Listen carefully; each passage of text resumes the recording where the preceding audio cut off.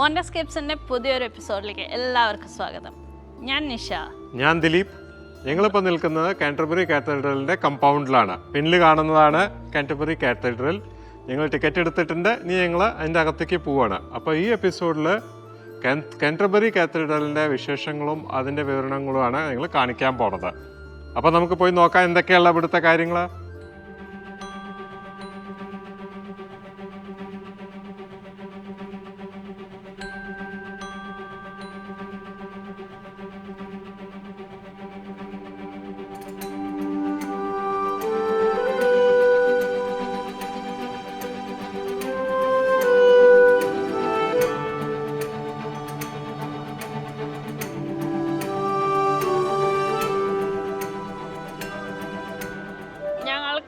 എൻട്രിയുടെ സമയം ആവണേ ഉള്ളൂ, ഒരു 10 മിനിറ്റ് ഉണ്ട്. അപ്പോൾ ഞങ്ങൾ ജസ്റ്റ് അവിടെ പുറത്ത് എന്തൊക്കെയാണെന്ന് നോക്കാൻ വേണ്ടി വന്നതാണ്. പണി നടക്കുകയാണ് ആക്ച്വലി. കാണാല്ലേ എത്ര പഴയ ഒരു സാധനം നോക്കൂ. കണ്ടാൽ തന്നെ എവിഡൻ്റാണ് അതിൻ്റെ പഴമ. വാതിലുകൾ ഒക്കെ പഴയ മരങ്ങളും പിന്നെ കുറേ കൊത്തുപണികളൊക്കെ ഉണ്ട്. അതിലെ കളേഴ്സൊക്കെ കുറേ ഫെയ്ഡായിട്ടുണ്ട്. അപ്പോൾ അതൊക്കെ ചിലപ്പോൾ അവർ ശരിയാക്കുന്നുണ്ടാവുമായിരിക്കും.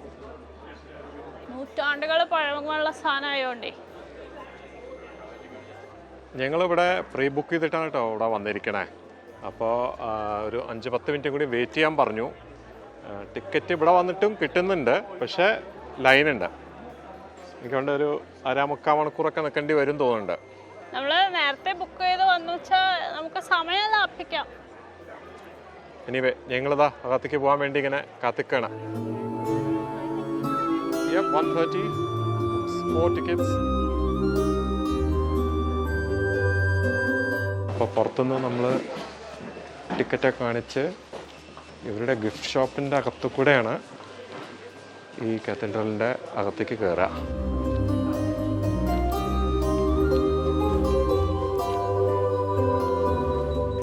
വാവ്, സൂപ്പർ. മുഴുവൻ കൂടി കിട്ടണമെങ്കിൽ കുറച്ച് ബുദ്ധിമുട്ടാണ്.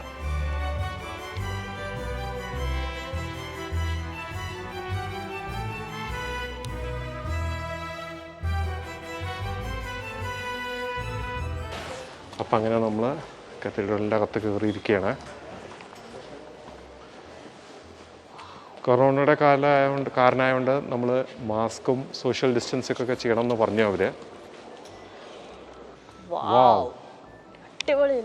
സൂപ്പർ. എന്താ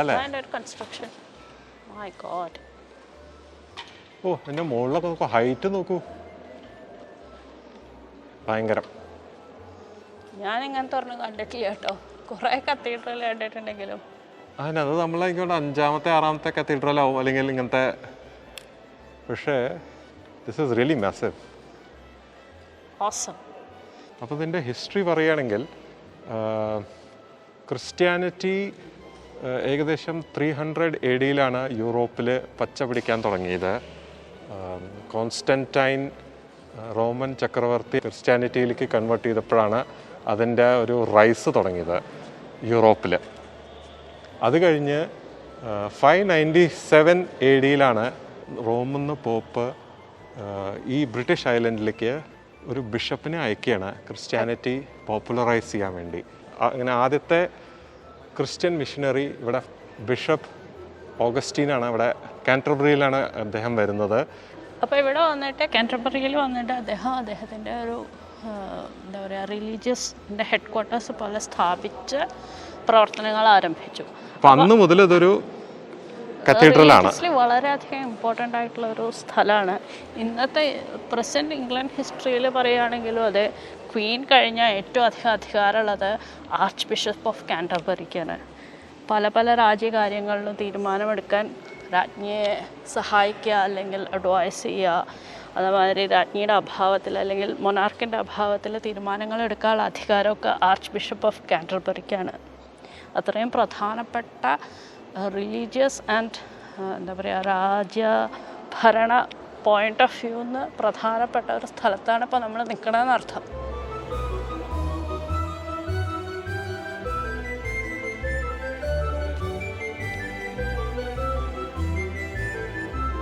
അപ്പോൾ നമുക്ക് അങ്ങോട്ട് മെല്ലെ കഥ പറഞ്ഞ് ഇവിടുത്തെ കാര്യങ്ങൾ പറഞ്ഞ് അതെ, കാഴ്ചകൾ കണ്ട് ഇവിടുത്തെ ഞങ്ങൾ മനസ്സിലാക്കിയ കാര്യങ്ങളൊക്കെ നിങ്ങളായിട്ട് ഷെയർ ചെയ്യാം.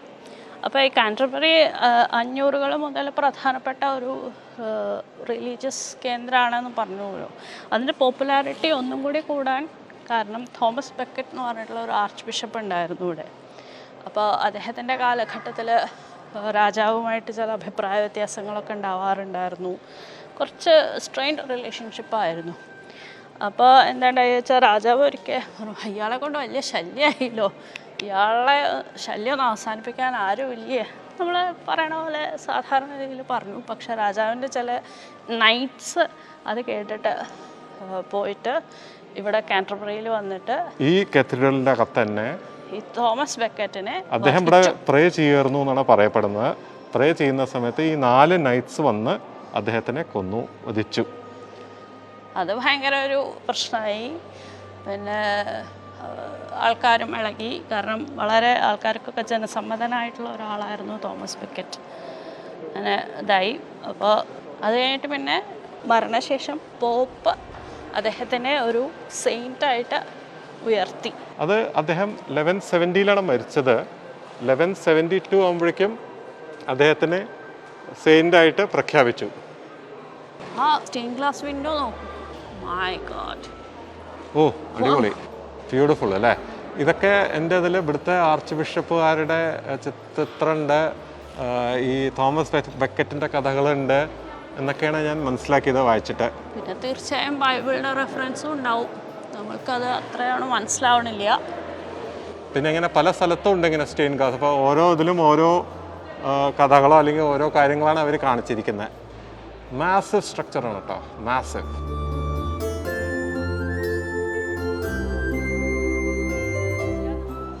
അപ്പോൾ ഇത് സെൻറ്റ് മൈക്കിൾസ് ചാപ്പൽ അല്ലെങ്കിൽ വാരിയേഴ്സ് ചാപ്പൽ എന്നറിയപ്പെടുന്ന ഒരു സംഭവമാണ്. ഇവിടെ എന്തൊക്കെ കുറേ ഐഡൽസും പിന്നെ കുറേ മരിച്ചുപോയ ആൾക്കാരുടെ മെമ്മറീസിന് വേണ്ടിയിട്ടുള്ള സാധനങ്ങളൊക്കെ വെച്ചിട്ടുണ്ട്. ഒരു ടൂമ്പാണ്. അപ്പോൾ ഹ്യൂജായിട്ടുള്ളൊരു കത്തീഡ്രലാണ്. ഇതിൻ്റെ അടിയിൽ ഒരു ക്രിപ്റ്റ് ഉണ്ട്. പക്ഷെ ക്രിപ്റ്റിൽ എത്തിക്കഴിഞ്ഞാൽ നമുക്ക് ഫോട്ടോവും വീഡിയോ ഒന്നും എടുക്കാൻ പറ്റില്ല. അതുകൊണ്ട് ഞങ്ങളിപ്പോൾ തൽക്കാലം ഈ വീഡിയോ ഇവിടെ സ്റ്റോപ്പ് ചെയ്യാണ്. അടുത്ത സ്ഥലത്ത് അലൗഡ് ആയിട്ട സ്ഥലത്ത് വെച്ച് വീണ്ടും കാണാം. ഇത് ഇവിടെ തന്നെ വേറൊരു ചാപ്പലാണ്. ആക്ച്വലി പള്ളിയിൽ ഇതുപോലെ കുറേ ചാപ്പലുണ്ട്. ഇത് അവർ ലേഡി ഓഫ് മാർട്ടിർഡം എന്ന് പറഞ്ഞിട്ടുള്ള ഒരു ചാപ്പലാണ്.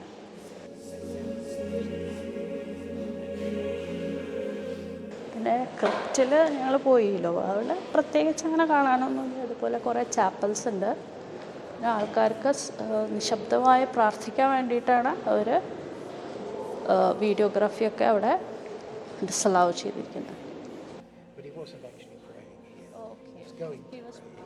Oh, I read somewhere that he was praying. Maybe that was somebody had just written it like that. Well, possibly that idea, he was going to pray. It was possibly comes from a play and a film. Okay. Beckett. Oh, yeah. It's a good film, interesting, but it's not accurate. Okay. It's a nice story that he was Yeah. praying at the altar when he was. Yeah, it adds some more It drama adds to the... some drama to the whole thing, but he wasn't actually praying at the time. He was going to, but Pray, yeah. but he hadn't got there.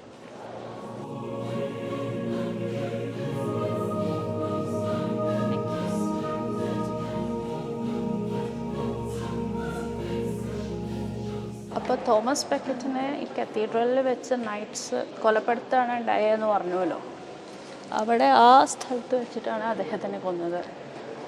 അദ്ദേഹം പ്രാർത്ഥിക്കാൻ വേണ്ടി ചാപ്പലിലേക്ക് പോവുമായിരുന്നു. പക്ഷെ അവർ ഇങ്ങോട്ട് വിളിച്ചു വരുത്തി എന്തോ discuss ചെയ്യാനാണെന്നൊക്കെ പറഞ്ഞ് വിളിച്ചു വരുത്തി കൊലപ്പെടുത്തുകയാണ് എന്നാണ് പറഞ്ഞത്.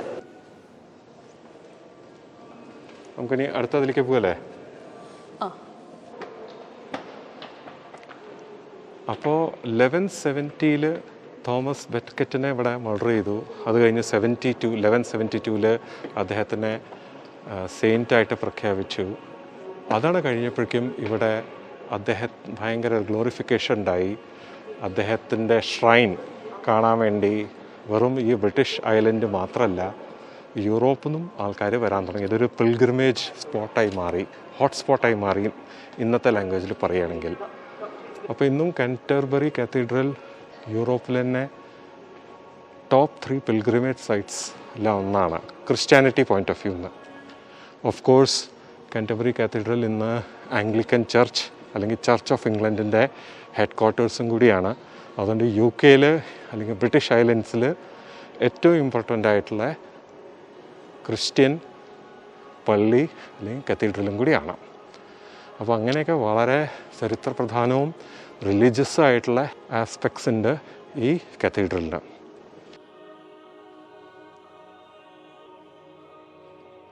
അപ്പോൾ 1170 കാലം മുതൽ ഇത് ഭയങ്കര വലിയൊരു പിൽഗ്രിമേജ് ഹോട്ട്സ്പോട്ടായി. നമുക്കതറിയാം. ചൗസറിൻ്റെ കാൻറ്റർബറി ടെയിൽസിലൊക്കെ ഇതിൻ്റെ പറ്റിയിട്ടുള്ള റെഫറൻസസ് ഉണ്ട്. ഇതിൻ്റെ പറ്റിയിട്ടാണ് ആക്ച്വലി ആ ബുക്കും. പിന്നെ ഈ കത്തീഡ്രലിൻ്റെ ഹിസ്റ്ററിയിലെ ഏറ്റവും പ്രധാനപ്പെട്ട ഒരു വഴിത്തിരിവ് എന്ന് പറയുന്നത് ഹെൻറി 8ാമൻ്റെ കാലത്താണ്. അദ്ദേഹം പോപ്പുമായിട്ടുള്ള അഭിപ്രായ വ്യത്യാസത്തിൻ്റെ പേരിൽ റോമൻ കാത്തലിക്സത്തിൽ നിന്ന് മാറിയിട്ട് ചർച്ച് ഓഫ് ഇംഗ്ലണ്ട് എന്ന് പറഞ്ഞിട്ട് പുതിയ ഒരു റിലീജിയൻ അല്ലെങ്കിൽ ഒരു സബ്സെക്റ്റ് ഓഫ് ക്രിസ്ത്യാനിറ്റി ഉണ്ടാക്കി. അതിൻ്റെ ഹെഡായിട്ട് ആർച്ച് ബിഷപ്പ് ഓഫ് കാൻറ്റർബറിയെ നിയമിച്ചു. അതുകൊണ്ടാണ് പല ഇമ്പോർട്ടൻറ്റ് ഡിസിഷൻസിലും ആർച്ച് ബിഷപ്പ് ഓഫ് കാൻറ്റർബറിക്ക് വളരെയധികം പ്രാധാന്യവും അല്ലെങ്കിൽ പവറും ഉള്ളത്.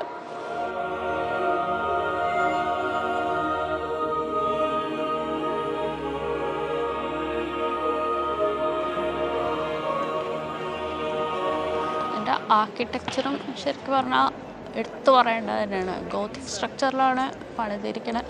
പക്ഷേ ഇൻട്രിക്കേറ്റ് ആയിട്ടുള്ള കുറേ വർക്ക് ഉണ്ട്, including stain glass windows, even pillars ആയിക്കോട്ടെ, മുകളിലെ സംഭവങ്ങൾ എല്ലാം അടിപൊളിയാണ് കേട്ടോ. ശരിക്കും വർത്ത് എ വിസിറ്റ്.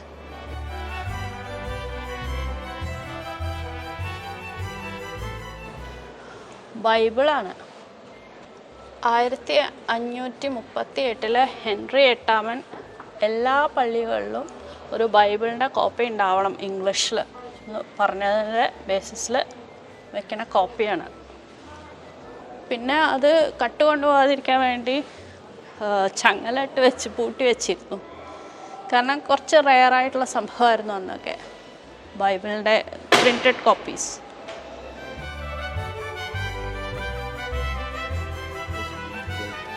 ഇവിടെ ഒരു ഇൻ്ററാക്റ്റീവ് കിയോസ്ക് ഉണ്ട്.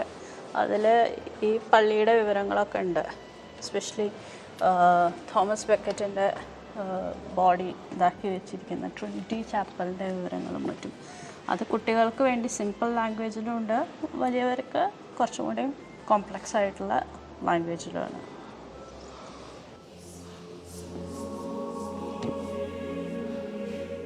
ആ വിളക്ക് വെച്ചെടുത്താർന്നുകൊണ്ടല്ലേ? അവിടെയായിരുന്നു ഷ്രൈൻ ഉണ്ടായിരുന്നത്, സെയിൻറ്റ് തോമസ് ഓഫ് കാൻറ്റർബറിയുടെ. അത് ഹെൻറി 8ാമൻ ഡിസ്ട്രോയ് ചെയ്യാനുണ്ടായത്. 1220 മുതൽ 1538 വരെ ഇവിടെ ആ ഷ്രൈൻ ഉണ്ടായിരുന്നു.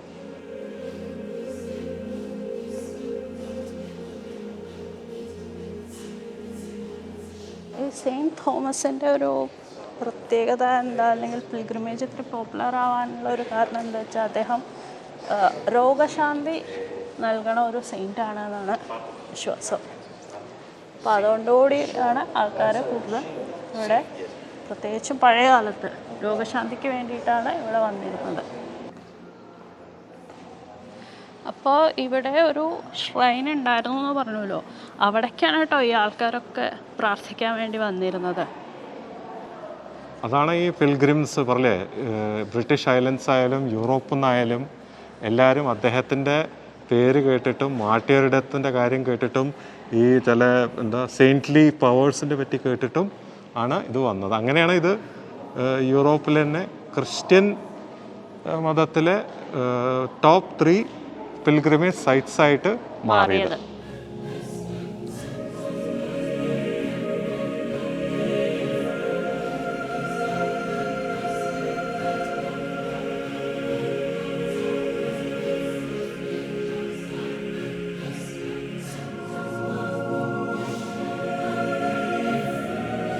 അപ്പോൾ ഈ തോമസ് ബെക്കറ്റിൻ്റെ ഷ്രൈൻ ഹെൻറി VIII തകർത്ത ശേഷം അദ്ദേഹത്തിൻ്റെ ബോഡി കഷ്ണങ്ങളാക്കി നദിയിൽ ഇട്ടു എന്നൊക്കെയാണ് പറയപ്പെടുന്നത്.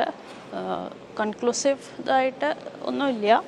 പക്ഷേ ആ താഴേന്ന് ക്രിപ്റ്റിൽ നിന്ന് ഇങ്ങോട്ട് മുകളിലേക്കാക്കിയപ്പോൾ ചില ആൾക്കാർ അദ്ദേഹത്തിൻ്റെ ബോഡി പാർട്സൊക്കെ എടുത്തു എന്നുണ്ട്. അതുകൊണ്ട് ഇവിടെ തന്നെയുള്ള ഒരു ചേർച്ചിൽ അദ്ദേഹത്തിൻ്റെ ഒരു വിരലോ എന്തോ ഉണ്ട്. നോർവേയിലും ഹംഗറിയിലും അതുകൊണ്ട് ഓരോ അസ്ഥിയുടെ കഷ്ണങ്ങളും ഉണ്ട്. അങ്ങനെ വളരെ ഒരു സംഭവബഹുലമായ ഒരു കഥയാണ് തോമസ് ബെക്കറ്റിൻ്റേത്. ഇവിടെ ചെറിയൊരു എക്സിബിഷൻ ഉണ്ട്. ഇവിടുത്തെ കത്തീഡ്രലിനെ പറ്റിയിട്ടും എന്തൊക്കെയാണ് അവർ ചെയ്യണത്.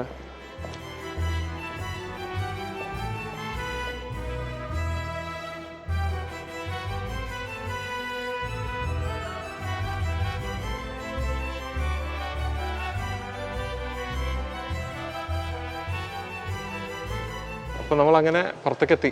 നമ്മൾ പുറത്തേക്ക് എത്തി.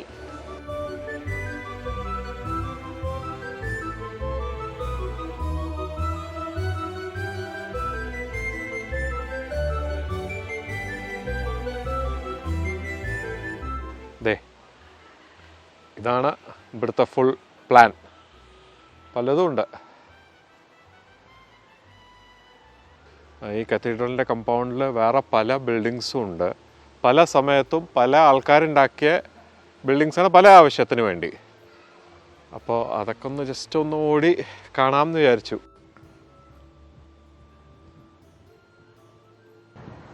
ഇതൊരു ബറിയൽ ഗ്രൗണ്ടാണ്. ഭയങ്കര ശാന്തമാണ്. ഇങ്ങനെ കുറേ സ്ട്രക്ചേഴ്സൊക്കെ ഉണ്ട്. റൂയിൻസും പൊട്ടിപ്പൊളിഞ്ഞ സാധനങ്ങളും. പക്ഷെ ഇതൊന്നും ആ കത്തീഡ്രലിൻ്റെ മെയിൻ പാർട്ടല്ല കേട്ടോ. ഇതൊക്കെ അതിൻ്റെ സൈഡിലുള്ള ബിൽഡിങ്സും പഴയ എനിക്കുണ്ട് മതിലുകളും അങ്ങനെ എന്തൊക്കെയാണ്.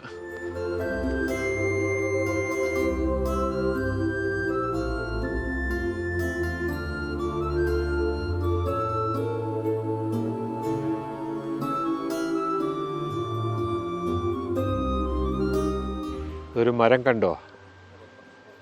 ഇതൊരു ഓക്ക് ട്രീ ആണെന്നാണ് മനസ്സിലായത്. എന്താ അതിൻ്റെ മാസഫ്.